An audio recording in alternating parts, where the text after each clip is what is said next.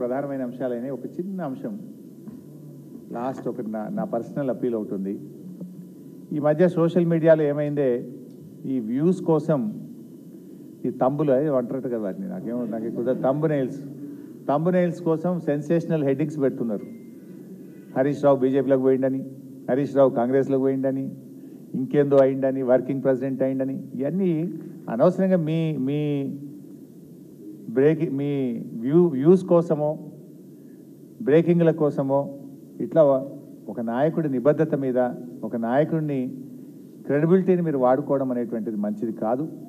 I appeal to all the media houses, particularly social media, ఇలాంటివి మానుకోండి.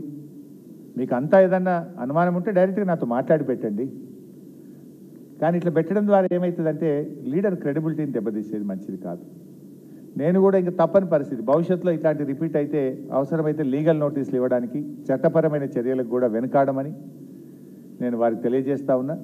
దయచేసి మీ థంబ్నెయిల్స్ను వాస్తవాలు ఉంటే పెట్టండి తప్ప మీకోసం మీరు లేని పెట్టి ఇట్లా మా క్రెడిబిలిటీని మా పార్టీని దెబ్బతీసే విధంగా వ్యవహరించొద్దని నేను ఇప్పటికీ చాలాసార్లు కూడా చెప్పున్నాను. కానీ మళ్ళీ ఇట్లా మీరు ఈ సోషల్ మీడియాలో ఇలాంటివి కూడా పెట్టకూడదని చెప్పి వారికి విజ్ఞప్తి చేస్తూ, ఫర్దర్గా ఎవరైనా ఇట్లాంటివి పెడితే, ఎందుకంటే మా బాస్ మా నాయకుడు మా కేసీఆర్ ఏం చెప్తే ఒక కార్యకర్తగా నడిచే వ్యక్తిని నేను. ఇష్టం వచ్చినట్టుగా వాళ్ళు వర్కింగ్ ప్రెసిడెంట్ అని పెడతాడు, వాడు కాంగ్రెస్లో పోతాడని పెడతాడు, వాడు బీజేపీలోకి పోతాడు, ఇవన్నీ ఉంటాయి అసలు ఇట్లా.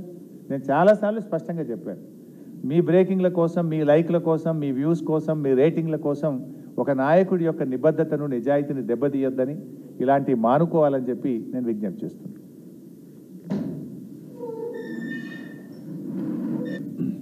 అశోక్ నగర్ 400-500 ఎంబీబీఎస్ సీట్లు పెంచి వైద్య విద్య పేదలకు అందాలి అని ప్రభుత్వ రంగంలో జిల్లాకు ప్రభుత్వ మెడికల్ కాలేజీ పెట్టాం. మేము పేదలకు వైద్య విద్యను మేము అందుబాటులోకి హామీలు ఇచ్చారు. కానీ మీరు ప్రశ్న పత్రాలు అనేక మాటలు చెప్పారు, వాళ్ళందరినీ రోడ్ల మీదకి తెచ్చారు, వాళ్ళని రెచ్చగొట్టి రాజకీయంగా